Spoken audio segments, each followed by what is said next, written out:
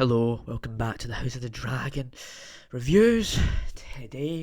Tonight, whenever you're watching this, I'm going to be diving into the finale, episode 10 of House of the Dragon. So, last week, I freaking hated episode 9.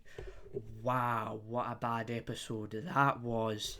But, gotta say that this episode of House of the Dragon just basically turned around the entire series. It was like, you know what, episode 2 was bad, so let's just give you what you want, you know what I mean? It's like, yes, finally, the episode 10 saved episode 9, and I'm gonna dive into why.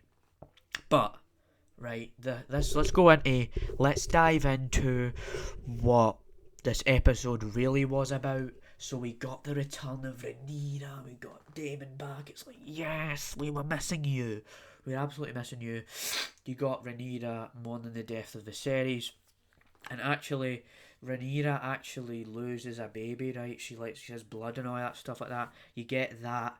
Then you get the political intrigue with the battle that was going to take place. That kind of thing. And you just really seen all this stuff going on, and the continuation of the story, of course.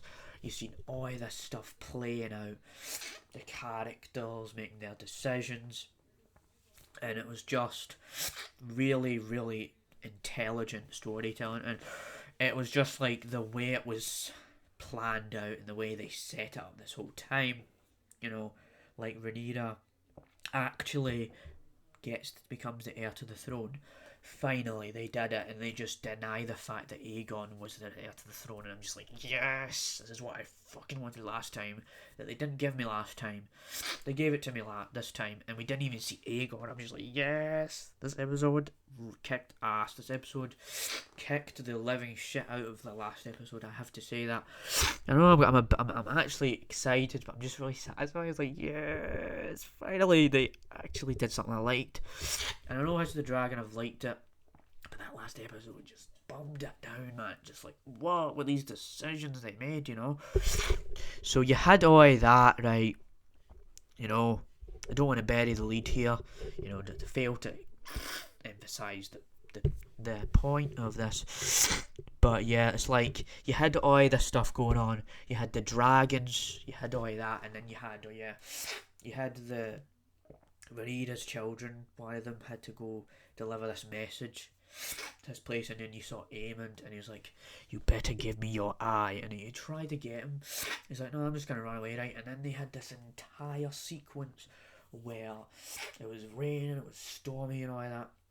As he was trying to escape, one of Rhaenyra's sons was trying to escape.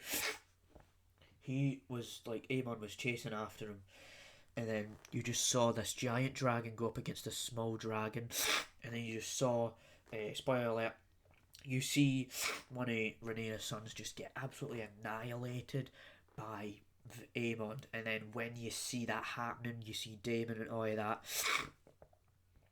You see Daemon and all of that, right? And then Daemon tells Rhaenyra about it, and she's like, she's like, Aemon. As you could, she didn't say that, but it conveyed that the last final at the end of the episode. It's like, I hate you, you know, and it just played out perfectly.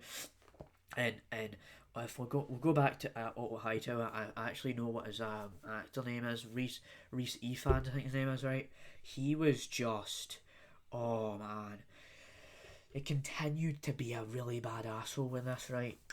Which was the turning point of his character. He just became more evil in that last episode, and if you're wondering, what having Viserys out of this episode as well, does it affect the quality?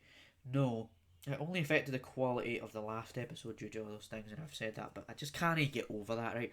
I don't know how that turned out to be the way it was, but yeah, man, holy guacamole, what a finale this was. You know, to say, do I think this was like the best episode in the series. As a contender for one of the better episodes, because as you all know, I really dug episode 4 or 5, and I really dug episode 8. Right, I think I liked episode 6 as well. But there was really, like, past that point where we had all of those time jumps and we had all of that stuff.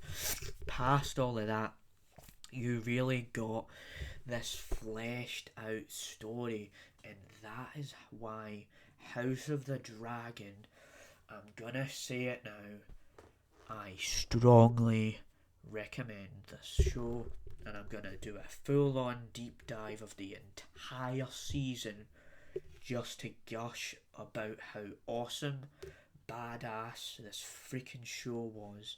Because I've seen trash TV shows that are average, right? They're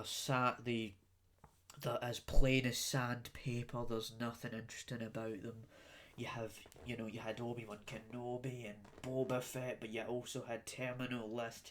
You had all those TV shows. You had Stranger Things season 4, but you just had that cesspool of meh.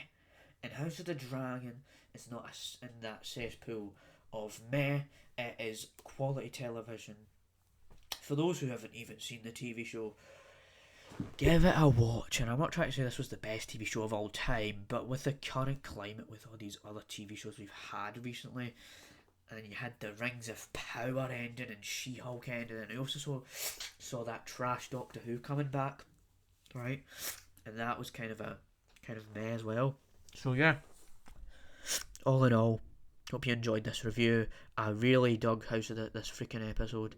Glad it wasn't as shit as the last one, and I strongly recommend this freaking series. This is going down as one of the best TV shows I've seen in a while, because as I said, everything else up to this point has been meh, dog shit, trash. All that trash that I've consumed, and I feel like it's just been pointless up to this point. So yeah, I think I've said enough about this TV show, but you'll see that go further beyond, right? And we'll go even deeper with the freaking overall review, because holy shit, this series is awesome, right? Bye. I think I've said enough.